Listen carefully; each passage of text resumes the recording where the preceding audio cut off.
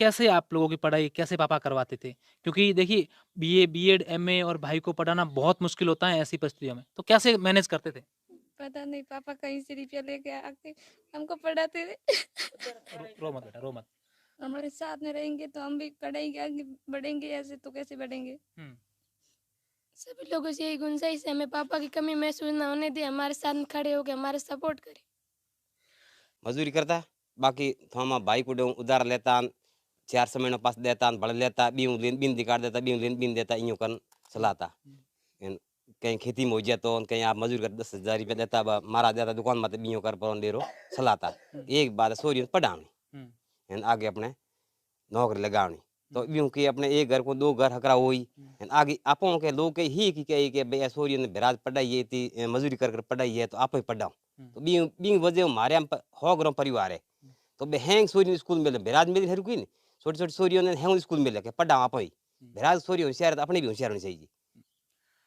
दोस्तों सड़क हादसों से जुड़ी हम लोग रोजाना कई खबरें सुनते हैं और कई-कई सड़क हादसे ऐसे होते हैं जो हर किसी के दिल को झकझोर के रख देते हैं।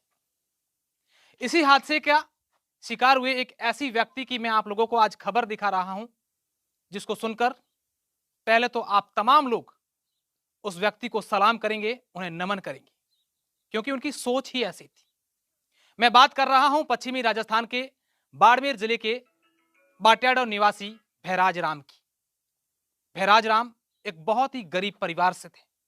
ये उनका घर है, ये उनका परिवार है। आप देख सकते हैं कि उनकी घर की आर्थिक स्थिति कैसी होगी, आप इस तस्वीरों को देखकर अंदाजा लगा सकते हैं। भैराज राम एक दुकान पर मजदूरी करते हैं, उनको मंथली जो तनख्वाह है वो 10 से 12,000 रुपए थी और इनके आसपास के इनके भाई लोग कहते हैं कि वो सुबह 5 बजे उठते थे, मेहनत करते थे, घर का काम करवाते थे और रात को 12-1 बजे सोते थे और हर समय एक ही बात करते थे कि मुझे मेरी बेटियों को पढ़ाना है, आगे बढ़ाना है। बैराज राम की 3 बेटियां हैं। एक को 12वीं तक पढ़ाने के बाद ससुराल भेज दिया। दोनों बेटियां बीए, बीएड, एमए कर रही है। आप यकीन मानिए कि एक बेटी जोधपुर में रहकर पढ़ाई करती है तो दूसरी बाड़मेर में रहकर पढ़ाई करती है।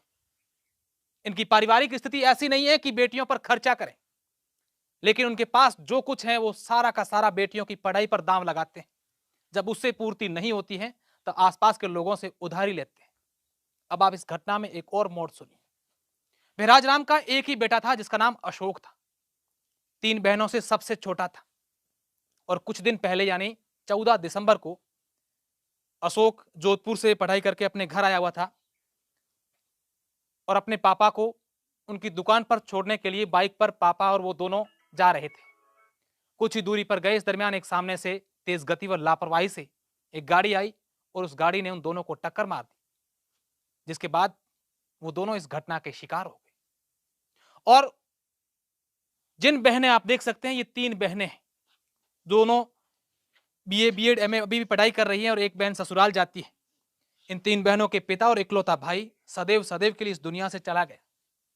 मैं चाहता हूं कि इन बहनों के जो सपने हैं, जो इन बेटियों के पिता ने सोचा था, वो सपना अधूरा नहीं रहना चाहिए और हर कोई बेटी का पिता इससे मैसेज लें, इससे प्रेरणा लें कि कैसे एक गरीब किसान परिवार का व्यक्ति अपनी बेटियों को पढ़ाने के लिए किस तरीके से दिन रात मेहनत करता था, उधारी लेता था, लेकिन सपना एक ही था कि मेरी बेटियां आगे बढ़े। और उसी का बदौलत आप देखिए एमए बीएड कर रही हैं उनकी बेटियां। इस परिवार की मदद के लिए आप तमाम दर्शक आगे आए और हर पिता को यह मैसेज दें कि बेटियां बोझ नहीं, अगर बेटियां आगे बढ़ती हैं तो कई परिवार उनसे विकसित होते हैं, सीखते हैं।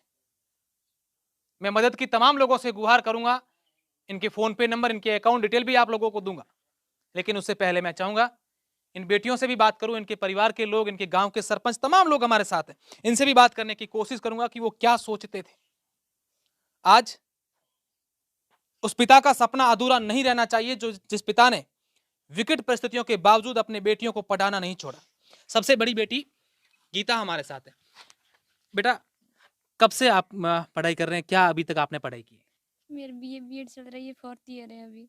बीए दो बीएड 4th ईयर चल रहा है। 2019 से जोधपुर रह रही हूँ। 2019 से आप जोधपुर रहते हैं और आपकी ये छोटी बहन, इसका नाम क्या है? सबसे छोटी मैं ही हूँ। आप सबसे छोटी हैं। हाँ। ये धापू है, हाँ। ये सबसे आप सेकंड नंबर है। हाँ। अच्छा, ये क्या करती, कहाँ पढ़ाई करती हैं? ये बाड़मेर करती है, हाँ। बीए बीएड हो गई है और एमए बाड़मेर से चल रही है। एमए बाड़मेर से चल रही हैं। ये भी कितने सालों से आप दोनों बहनें और आपका भाई पढ़ाई कर रहे हैं? भाई मेरे साथ में 2020 से है। हुँ। अच्छा, कैसे आप लोगों की पढ़ाई कैसे पापा करवाते थे?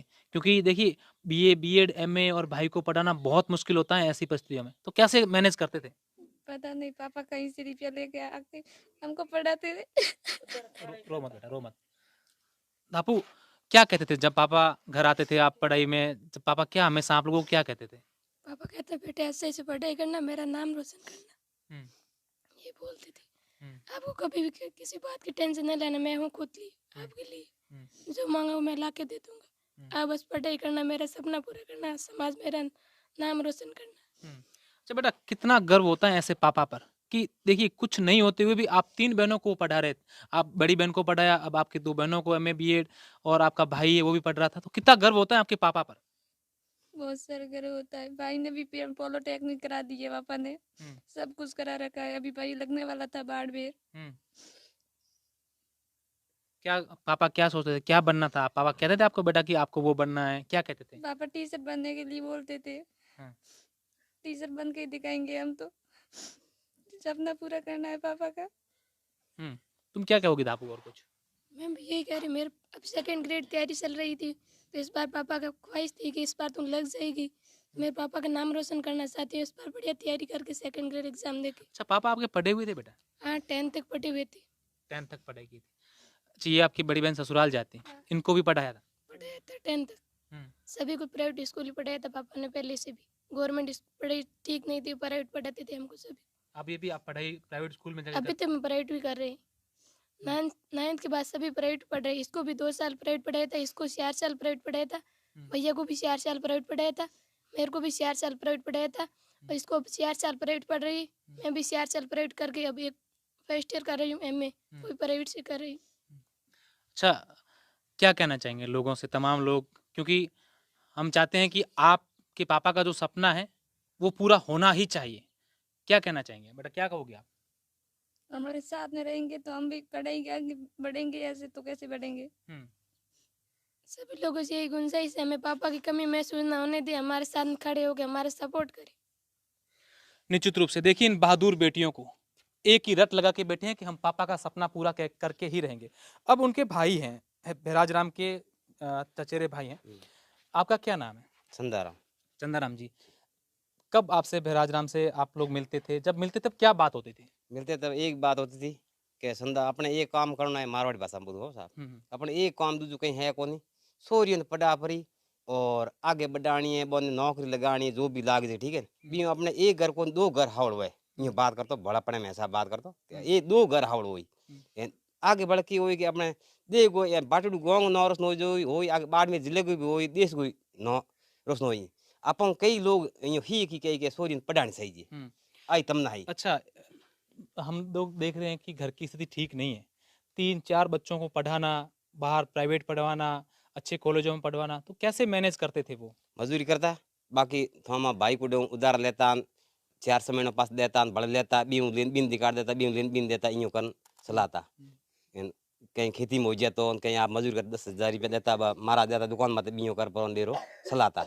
एक बात सोरी पढ़ानी, हुँ, इन आगे अपने नौकरी लगानी, तो यूं कि अपने एक घर को 2 घर हकरा हुई। इन आगे आपों के लोग के ही की कही के भैया सोरी ने बिराज पढ़ाई है थी, मजदूरी कर पढ़ाई है, तो आप ही पढ़ाओ। तो बीऊ बीऊ वजह हमारे हम हो ग्राम परिवार है, तो बे हैंग सोरी स्कूल में बिराज मेरी हर कोई नहीं, छोटी छोटी सोरियों ने हैंग स्कूल में लेके पढ़ाओ आप ही। बिराज सोरी होशियार है तो अपने भी होशियार होनी चाहिए। अच्छा, मैं सरपंच साहब से बात करूँगा उससे पहले कहूँगा आप फ़ोन पे नंबर इनके निकाल के रखिए अपने फ़ोन में, किसी एक बच्ची के। अच्छा, फिर जब ये घटना सुनी, जी। कितना दुःख हुआ आप लोगों को और आप लोग क्या चाहते हैं? अच्छा, आप 2 खाली बात छोड़ दो बस, हुँ, बात तो दिल दे, कोई ऐसा न रहा कि हम कैसे पहुँचे, क्या करें, क्या नहीं करें। हुँ, जैसे-तैसे करके हम पहुँचे वहाँ घटनास्थल पे, हुँ, मगर बसे नहीं। कोशिश बहुत की दौड़ने भई दवाखाने ले जाएँ बसे तो, मगर बसे नहीं। हुँ। खलास। आप लोग क्या चाहते हैं? बेटियाँ जो इसके पापा बहराज राम का सपना था वो हम सबका सपना हो और बेटियों को आगे बढ़ाएँ? हम आग हमारा एक सपना है, सतीश कौम से और मानवता के नाते इस बच्चियों को जो उन बिरादराम की जो तमन्ना थी वो अपने सब पूरा मानव अगर रखेंगे न तो रहेंगी, और बच्चियों को बोलेंगे खूब पढ़ो और उनका सपना साकार करो और कमी कुछ आने नहीं देंगे। ठीक है। बिल्कुल, इस गांव के सरपंच साहब हैं, मैं इनसे जानता हूं, प्रवीण जी इनका नाम है, और प्रवीण जी ने मुझे फ़ोन किया। हालांकि कई लोग मुझे कहते थे कि इस परिवार की मदद इसलिए होनी चाहिए, इनका पालन पोषण आसपास के लोग करवा देंगे या बच्चियां जैसे तैसे कर लेंगे ये, लेकिन बेटियों के पिता का जो सपना था, जो आज इस दुनिया में नहीं है, उनका सपना आप देखिए विकट परिस्थितियों के बावजूद कैसे अपनी बेटियों को पढ़ा रहे थे। और जब मैंने बेटियों से बात की तो उन्होंने कहा कि हम लोग अच्छे स्कूल में, अच्छे कॉलेज में हमेशा से ही पढ़े, पापा ने हमें कभी पढ़ाई को लेकर ये कमी नहीं होने दी कि आप ये नहीं वो, आपको जो अच्छा जहां करनी है वहां करो। सरपंच साहब क्या कहना चाहेंगे, आप जनप्रतिनिधि हैं, तमाम लोगों से क्या कहना चाहेंगे? मैं तमाम लोगों से अपील करना चाहूँगा कि इस विकट घड़ी में इस परिवार और इन बच्चियों के लिए मदद के लिए जो भी संगठन है वो आगे आए और इन परिवार की मदद करें। हम हैं, हमारे गांव के लोग हैं, हम भी हमारी तरफ से मदद करेंगे। अच्छा, कैसे मदद कर सकते हैं बच्ची के? कोई फोन पे नंबर, अकाउंट नंबर? हाँ, अकाउंट पे नंबर और फ़ोन पे नंबर दोनों है। आप फोन पे नंबर कौन सी बच्ची किसके हैं? गीता के है हाँ। 9602 9602 560 560 292। 292, ये इनके फोन पे नंबर है। मैं पुनः दोहरा दूं, गीता फोन पे नंबर नाम लिखा आएगा 9602560292, ये फोन पे नंबर है। और अकाउंट नंबर है SBI के, मैं आपको बोल दूं 385832933331, ये अकाउंट नंबर है। और इनके IFC कोड हैं SBI के SBIN 00313531, ये अकाउंट डिटेल हैं।